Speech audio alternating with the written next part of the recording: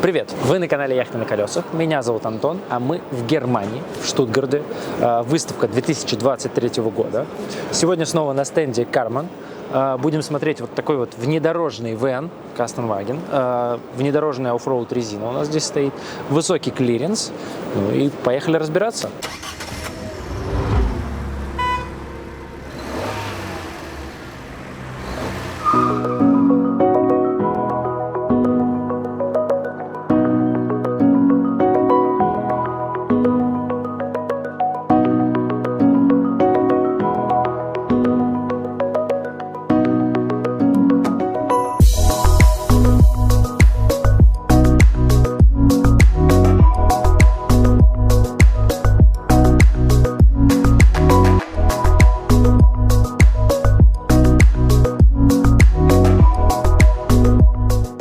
Dexter 4х4, планировка DE570, называется конкретно эта модель. Шасси Ford Transit. У нас здесь мощность мотора 130 лошадиных сил, но опционально можно заказать 170 лошадиных сил, другой мотор. Всего-навсего-то за 1600 евро сверху. Это так, если вдруг вам это важно. Вес автодома 3,5 тонны указан. Габариты. Длина 5,98, ширина 2, ну там 6 сантиметров, миллиметров даже, по-моему. И высота 2,78. Общая у нас получается. Сразу видим установлена маркиза Thule. Вот, пока увидел, говорю. И есть светодиодная подсветка по всей длине. Давайте зайдем внутрь и посмотрим, что же у нас там. Сразу скажу, автодом рассчитан на 2 путешественников. Если вам это интересно, продолжайте просмотр. Если не интересно, то вы можете уже сразу зайти в комментарии, что-то написать и найти то, что подходит вам. Потому что мы снимаем множество разных обзоров, в том числе на этой выставке. Но как раз сегодня, буквально недавно, я проводил стрим, и там было несколько вопросов. Вы, наверное, смотрите этот ролик через несколько месяцев, и, возможно, были на этом стриме, прямом эфире. И там спрашивали, а вот как раз варианты для 2 людей, для 2 путешественников, так, чтобы можно было и жить, и по бездорожью ездить, не только в кемпингах. Вот вариант для 2. У нас здесь 2 ремня безопасности в кабине, больше здесь мест сидячих каких-то нету. Кабина от Ford Transit, она достаточно лаконичная, минималистичная. Тут мультимедиа установлена, обыкновенная магнитола. Тут можно подключить телефон, но даже какого-то особого экрана нету. Форды в целом такие обычно. Коробка механическая, потому что у нас полный привод. И вот это нюанс Ford. Они не умеют, пока как-то не научились сочетать в себе автоматическую коробку и полный привод. Либо у нас может быть коробка автомат, но передний привод, либо у нас полный привод, но механическая коробка. Вот такой нюанс присутствует. Сиденья выполнены из кожи. Посередине мягкая такая ткань, бархатистая вставка, для того, чтобы как раз-таки вам было комфортнее ехать, а те места, которые вытираются, не страдали во время эксплуатации. По сути, я уже нахожусь сразу же в таком жилом пространстве. У нас, мы видим здесь сразу, часто разворачиваемся в вэне, здесь стол, еще кресло, но здесь для 2, кресел дополнительных нету, и стола, по сути, тоже нету, вернее, он есть, но его нужно отдельно установить. Вот таким образом он зафиксирован к стенке, его можно разложить и зафиксировать вот в этом месте. Сейчас. Так, как он упирается у меня в кресло. Надо кресло-то было перед этим развернуть, конечно. Вот, все. Установил столик. Далее мы его раскладываем, может быть, побольше поверхность. Только опоры надо выдвинуть. Вот раз, 2. Все. Получается вот такая столешница. Для 2 должно быть нормально, потому что у нас всего сидит 1 человек, 2 человек. Если человеку на водительском месте надо выйти, можно и на кресле развернуться, в дверь выйти. Можно приподнять столешницу и выйти здесь. Ну а 2 вообще комфортно разместиться. Такое вот решение. Но это не все со столиком. Мы еще позже к столику вернемся. А пока что идем дальше. Сейчас уберем немножко сервировку, чтобы посмотреть кухню. Открываем. Большая достаточно раковина и плита на 2 огня. Вот я недавно как раз говорил о том, что, мне кажется, в вэнах, когда рассчитаны они на мало человек, или там прицепах, можно использовать достаточно 2 огня устанавливать в плите, и все, этого будет достаточно. И это выиграет нам место. И вот у нас здесь даже есть небольшая рабочая поверхность и побольше раковина, что мне кажется удобным и классным решением. Кран вот так вот сбоку выдвигается, и его верхняя часть еще вот можно настраивать влево, вправо. Симпатичный и удобный вроде как кран. Далее. Вернем сейчас сервировку. Внизу у нас ящики для столовых приборов. Вот такой вот. Интересные, кстати, ручки. Нажимаем, и получаются вот такие симпатичные, небольшие выступающие. Дальше еще. Вот, в общем, собственно говоря, 3 ящика. В торце всего этого модуля здесь глухая панель, потому что в торце установлен холодильник от Dometic. 90 литров, абсорбционный, работает от газа и электричества. 12-220 вольт, а также можно открыть в любую сторону. Когда мы находимся на кухне, мы удобно с этой стороны открыли, что-то взяли. Если мы сидим на улице, что часто для автодомов, мы прямо оттуда раз, опять-таки открыли. Это удобно. Премиальный холодильник считается. Дальше у нас наверху еще шкафчик. Какое-то доп. Оборудование типа микроволновки сюда вряд ли получится установить, но для хранения вещей вполне себе достаточно. Есть еще какое-то вот освещение, но я не могу найти к нему выключатель. Возможно, это... Да, это общее освещение мы включаем, а вот здесь вот что у нас? Вот эту ступеньку я тыкаю, да? Нет, все, короче, не знаю, тут розетка. Не знаю, как включить это освещение, но есть вот такая маленькая узенькая трубочка, которая дает нам равномерное освещение именно над кухонной площадью столешницы. А напротив кухни у нас санузел. Санузел здесь достаточно интересный, особенно для венов. Во-первых, ты заходишь сразу в душевую кабину, а не в туалет. Обычно мы всегда, если это совмещенное пространство, через туалет как бы попадаем в душевую кабину. Душевая кабина весьма просторная. Особенно, по меркам венов, прям вообще просторная.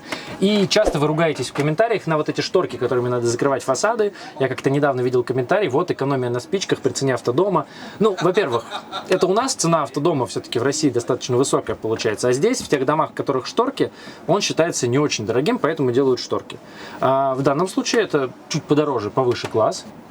И при этом все равно даже в таком классе не всегда у нас есть такое решение, а здесь вот сделано так.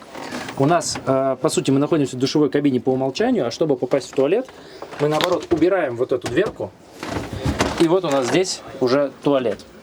Туалет от Тедфорд с электросмывом, и также здесь можно опустить вот раковину. Раз, опускается, и все. Интересное, необычное решение, и, на мой взгляд, для вена достаточно оптимально удобное.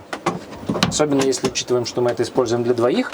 Это прям вот такой очень удачный, на мой вкус, компромисс. Но вы можете написать свое мнение в комментариях. Ну и, наконец, основная и единственная в данном случае спальня находится в задней части автодома. Большие 2-метровые в длину кровати.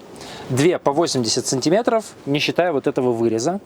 Но если мы их соединяем, получается большая, широкая двуспальная кровать 1,60 м. Можем использовать только одну часть, например, подняв половинку. Вот таким образом. Здесь у нас, естественно, определенный такой багажно-гаражный отсек. Что есть в спальне? Давайте с этим разберемся. В спальне у нас есть розетка 220 вольт, 12 вольт, даже и USB розетки 2. Сюда можно установить, по идее, телевизор, есть небольшая ниша и как раз розеточка под него. Есть вот эти маленькие ночнички, освещение, причем интересно сделано, как мы уже знаем, у нас есть вот эта синяя кнопочка, мы касаемся один раз, подсвечивается. Второй раз мы касаемся сенсорной кнопки, у нас включается светильник, а третий раз мы касаемся, у нас остается вот такой легкий синий свет. Любопытное решение. Далее шкаф. Гардеробчик такой компактный. И, естественно, есть шкафчики. Кстати, интересные замки фиксатора. Если тянем ручку на себя, не открывается. Нужно чуть-чуть на нее надавить и разблокировать шкафчик. С двух сторон вот такие шкафчики. На правой стенке при этом мы можем видеть, есть еще полочка и кармашки кожаные. Так сказать, карманы в кармане. Вот такая шутка родилась. 4 киловатта Truma комби у нас здесь установлено. Также опционально может быть установлено 6 киловаттно, если нам необходимо. И, кстати, классный очень пульт управления всеми системами. Вот можем отключать здесь свет, посмотреть воду. Очень элегантная сенсорная панель. Нажимаем на нужную иконку и получаем соответствующую информацию. Например, на улице сейчас у нас, ну точнее в помещении, 23 градуса. Вот так отключаем, подключаем все освещение, освещение на улице, насос. И можем посмотреть запас бак с чистой водой. И бак здесь у нас, собственно, один. 2 аккумулятора, то есть бак у нас только с чистой водой, серая вода сразу сливается на улицу. Здесь по задумке вот так вот. Вещи мы можем перевозить вот здесь по центру под кроватью. Если что-то габаритное, вот это все можно убрать и перевозить с поднятыми кроватями. Все пространство в вашем распоряжении. Вот в этих пространствах по бокам у нас различные места для хранения и коммуникации. Здесь, например, вся электрификация находится под крышкой. Вот так вот сейчас надо только это обратно вложить. Ага, вот. Но мы можем получить доступ также через эту дверку, например, если у нас опущена эта кровать. Далее.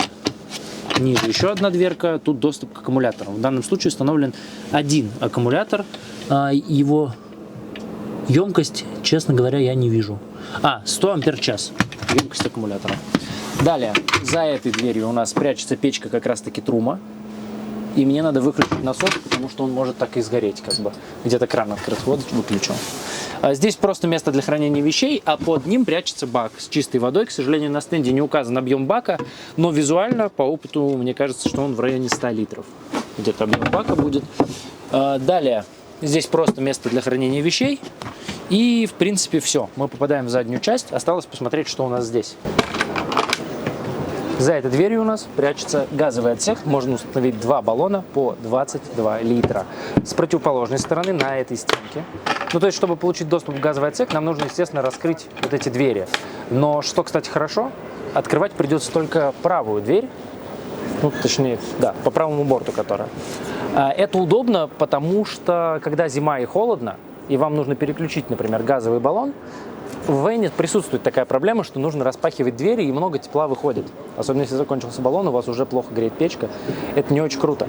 А здесь нам придется распахнуть только одну дверь. Часто газовый отсек находится слева, по левому борту, а здесь по правому. То есть вы откроете только одну дверь, а левую эту дверь нельзя открыть одну. Сначала придется все равно раскрыть правую. Но вот такое небольшое наблюдение. Здесь есть возможность подключить уличный душ. И, кстати, к вопросу тепла тоже есть один еще нюанс. Чтобы все тепло не выходило, поскольку это Вен, у нас есть шторки. Мы можем все это пространство, чтобы от стекол лишний холод не шел, чтобы... Ну, то есть они одновременно функциональные, затемняют у нас свет, плюс они сохраняют тепло и как бы уют создают дополнительный. Мы все это можем закрыть шторками, и у нас будет здесь лишнее тепло, опять-таки, не выйдет, если нам придется открыть двери. Поэтому вот тут прям плюс в плане такого как зимнего варианта к этим решениям, как для Вена. Ну и, пожалуй, последний важный нюанс про этот автодом. Столик. Я вам обещал показать другое его предназначение. Вот таким образом раскладываем его все еще. И мы можем установить его вот сюда. У нас ступенька чуть-чуть упирается. Блин, кстати, высоты-то не хватает. Вот внедорожные сделали вариант. Там просто есть вариант, ну, такой для... Так что подставим ступеньку. Можно какой-нибудь блок использовать, с собой возить и подкладывать. Там есть вариант, который пониже, и у него достает ножка до пола. А здесь вот нужно использовать что-то, чтобы подставить. Во всяком случае, задумано так, что вы можете сюда переставить еще этот столик на улицу, на вот это крепление, разложить и сидеть под разложенной маркизой, освещением вот здесь вот. И также, если надо, раз вот что-то из холодильничка прям достали и поставили на стол. Карман Декстер 4х4 внедорожный мы сегодня с вами посмотрели. Вен, рассчитанный на двоих путешественников, на шасси Ford Transit. Пишите в комментариях ваше мнение по поводу конкретно этого автодома. Также не забывайте переходить на канал, там много различных роликов. Там не только Вены, там не только Карман, там множество всего разнообразного. Если вы подпишетесь на канал и поставите колокольчик, вы это все не пропустите. Из Штутгарта у нас тоже много разных роликов. Также у нас есть телеграм-канал у Яхты на колесах. Там можно задать какие-то вопросы, пожелания к следующим роликам, увидеть различные лайфхаки, так что не забывайте подписываться. Цены, техническая информация, которую я не назвал, можно найти ее по ссылке в описании или спрашивайте также в комментариях, постараемся ответить. Меня зовут Антон, это канал Яхты на колесах. До новых встреч, пока!